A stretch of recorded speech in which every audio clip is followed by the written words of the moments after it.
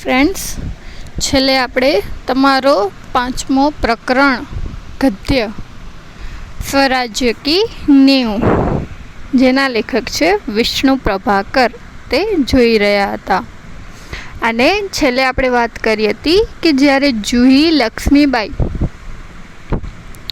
અને મુંદર ત્રણેય વાતચીત કરી રહ્યા હતા ત્યારે રઘુનાથ રાવ આવે છે, પ્રવેશ કરે છે. અને રઘુનાથ રાવ શેની માહિતી આપે છે? એ કહે છે કે તમને બધાને ખબર છે કે પેશવાની સેના હારી ગઈ છે. ત્યાં સુધી આપણે છેલ્લે જોયું હતું. લક્ષ્મીબાઈ કહે છે પેશવા કી સેના હાર ગઈ યા અચ્છા હી હુઆ, કે પેશવાની સેના હારી ગઈ એ સારું જ થયું. अब पेशवा की आँखें खुलेंगी. હવે પેશવાની આંખે ખુલશે. આંખે ખુલના એટલે કે જે સાચું હોય તે સ્પષ્ટ થવું, સત્ય સમજ મેં આ જાના મુહાવરો છે. હવે એમને જે હકીકત છે એ એમની સમક્ષ આવશે. रघुनाथ अपनी सेना को तैयार होने की आज्ञा दो. હવે લક્ષ્મીબાઈ રઘુનાથને કહે છે કે આપણી સેનાને તૈયાર થવા માટે આદેશ આપો. रोज ग्वालियर का किला नहीं ले सकेगा. જે રોજ જે છે જનરલ રોજ વ્યક્તિનું નામ છે, એ ગ્વાલિયરનો કિલ્લો ઉપર જીત હાસિલ નહીં કરી શકે. એટલે આપણી સેનાને આદેશ આપો કે તેઓ તૈયાર થઈ જાય. તો રઘુનાથ કહે છે मैं जानता हूँ वह कभी नहीं ले सकेगा. મને ખબર છે કે જે જનરલ રોજ છે એ આપણા ગ્વાલિયર ઉપર ક્યારે રાજ કરી શકશે નહીં. मैं अभी सेना को कूच के लिए तैयार करता हूँ. હું હમણાં જ સેનાને કૂચ માટે એટલે કે તૈયાર થઈ જવા માટે આદેશ આપું છું. કૂચ એટલે ચડાઈ કરવા માટે. હું હમણાં જ એમને ચડાઈ કરવા માટે આદેશ આપું છું. केवल आपको सूचना देने के लिए आया था. હું તો માત્ર તમને સૂચિત કરવા માટે આવ્યો હતો. અને પછી ત્યાંથી રઘુનાથ જાતા હૈ, ત્યાંથી રઘુનાથ નીકળી જાય છે. તો લક્ષ્મીબાઈ કહે છે और जूही तुम भी जाओ. અને તે કહે છે કે જૂહી તું પણ જા. સહસા બહાર દેખકર, અચાનક જ બહાર એમની નજર પડે છે અને એ જોઈને કહે છે લેકિન ठहरो, शायद सेनापति तात्या इधर ही आ रहे हैं. હવે જુહીને આદેશ આપે છે કે જા તું એ તાત્યાને શોધી આવ. ત્યાં સુધી તો લક્ષ્મીબાઈની નજર બહાર પડે છે અને તેઓ જોવે છે કે તાત્યા એમની તરફ જ આવી રહ્યા હતા. એટલે પાછો જુહીને કહે છે કે ઊભી રહે થોડાક સમય, લગભગ સેનાપતિ તાત્યા અહીં જ આવી રહ્યા છે.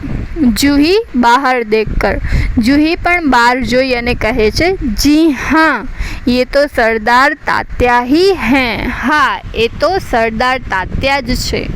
સરદાર તાત્યા કા પ્રવેશ. હવે તાત્યા સરદાર પ્રવેશ કરે છે, તેઓ આવે છે. તો લક્ષ્મીબાઈ કહે છે કહીએ સરદાર તાત્યા, આજ આપ ઇધર कैसे ભૂલ પડે.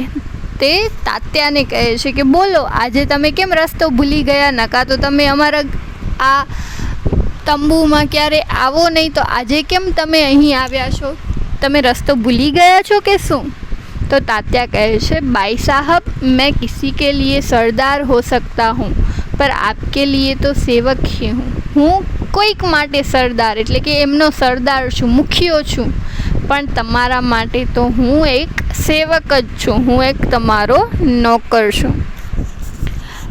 લક્ષ્મીબાઈ વ્યંગ્ય છે. लक्ष्मीबाई जाने ने टोंट मारता હોય એમ કહે છે इतने बड़े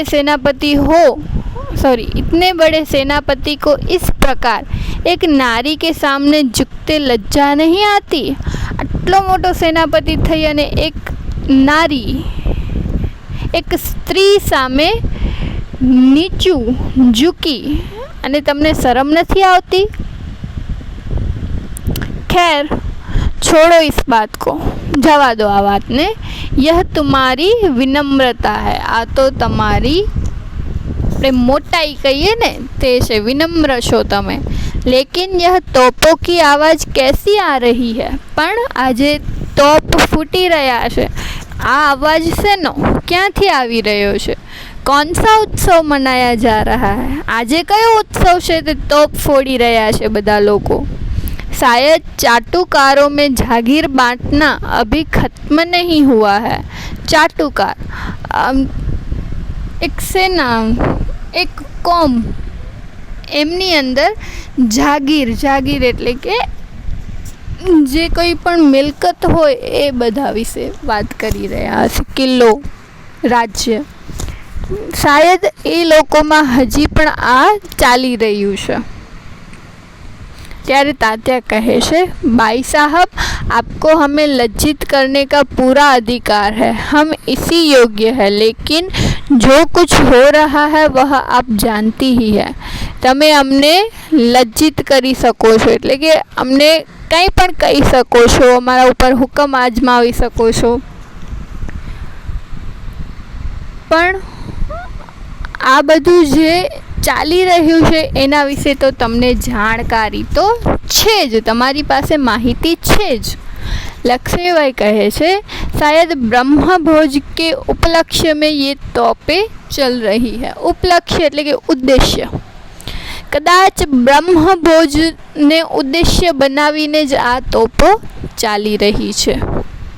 श्रीखंड और लड्डुओं के लिए घी शक्कर की कमी तो नहीं पड़ी. હવે બ્રાહ્મણો આવવાના હતા, એટલે કે બ્રાહ્મણોને પસંદ છે શ્રીખંડ અને લડ્ડુ, એટલે કે છે કે શ્રીખંડ અને લડ્ડુ બનાવવા માટે ઘી શક્કર ની અંદર મીઠાઈ બનાવી હોય તો ખાંડનો પણ ઉપયોગ થાય, ઘીનો પણ ઉપયોગ થાય. તો કે છે ઘી અને શક્કર, ખાંડની કમી તો નથી પડી ને, ખૂટી તો નથી પડે ને. जूही कहे छे, सरकार इस बार इनको माफ़ कर दीजिए. હવે તે લક્ષ્મીબાઈને કહે છે કે આ વખતે સરદાર તાત્યાને તમે માफ़ કરી દો.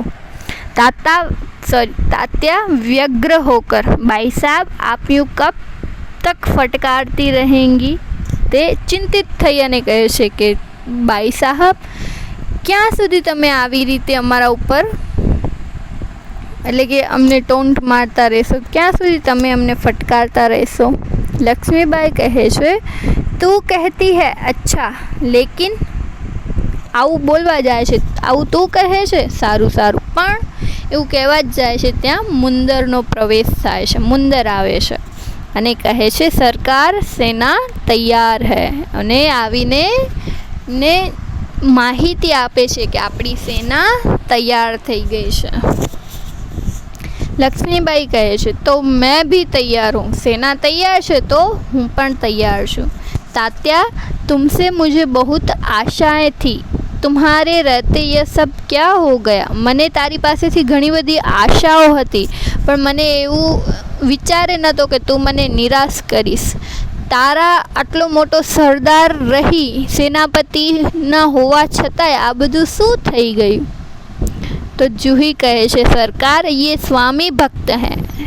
સરકાર લક્ષ્મીબાઈને સરકાર કહી અને સંબોધે છે અને કહે છે આ તો એમના સ્વામીના ભક્ત છે, એટલે એમના જે સ્વામી હતા એમના ભક્ત છે.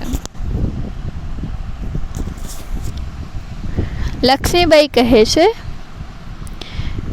लेकिन आज हमें देशभक्तों की आवश्यकता है.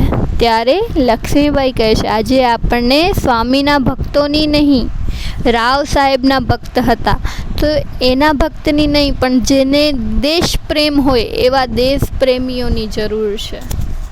ખેર અબ ભી કુછ નહીં બિગડા. વાંધો નહીં, હજી પણ કાંઈ વધારે બગડ્યું નથી. अब भी बहुत कुछ किया जा सकता है. હજી પણ આપણે ઘણું બધું કરી શકીએ છીએ જો બધા ભેગા થઈ જઈએ અને એમનો સામનો કરીએ તો. તો તાત્યા કહે છે ઇસીલિए તો આયા હું ભાઈ સાहब, એના માટે તો હું આવ્યો છું.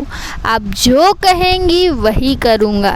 જે તમે આદેશ આપશો, જે તમે કરવા માટે કહેશો એ બધું જ હું કરીશ. जो योजना बनाए उसी पर चलूँगा. તમે જે મુજબ પ્લાન કરશો, જે આયોજન કરશો કે આપણે આવી રીતે એમના ઉપર ચડાઈ કરશું, આવી રીતે આપણે હુમલો કરશું, આવી રીતે કરવાનું છે, એ આયોજન મુજબ જ હું કામ કરીશ. લક્ષ્મીબાઈ કહે છે તો જાઓ, તલવાર સંભાળ લો. તો જા, તારી તલવાર हाथ मजबूत करी ले, तलवार संभाली ले। नुपुरों की झंकार के स्थान पर तोपों का गर्जन होने दो। नुपुर એટલે ઝાંઝર, પાયલ, એનો જે અવાજ આવે છે એટલે કે તેઓ ભોગવિલાસમાં હતા અને ભોગવિલાસમાં નૃત્ય જોઈ રહ્યા હતા, તો એમને જે નુપુરનો અવાજ હતો એના બદલે હવે તું તોપોના અવાજ ગરજવા દે। ભૂલ જાઓ રાગ રંગ, જે આનંદ મોજ મજા કરી રહ્યા હતા એ બધાને ભૂલી જાઓ અને યાદ રાખો હમે સ્વરાજ્ય લેના હૈ, અને યાદ રાખો કે આપણે આપણો સ્વરાજ્ય, આપણું રાજ્ય ફરીથી મેળવવાનું છે। હમે રણભૂમિ મેં મોત સે જૂझना है। રણભૂમિ એટલે કે યુદ્ધની ભૂમિ, જ્યાં આપણે યુદ્ધનું મેદાન છે ત્યાં આપણે મોત સાથે લડાઈ કરવાની છે। તાત્યા કહે છે મહારાની આપકી જય હો, મહારાનીની જય હો। मैं युद्ध के लिए तैयार होकर आया हूँ। હું તો યુદ્ધ માટે તૈયાર થઈને જ આવ્યો છું, પહેલેથી જ એવી તૈયારી કરીને જ આવ્યો છું કે મારે યુદ્ધ જ કરવાનું છે। અહીં સુધી આપણે જોઈએ છીએ, આગળનું આવતા વિડીયો લેક્ચરમાં જોઈશું।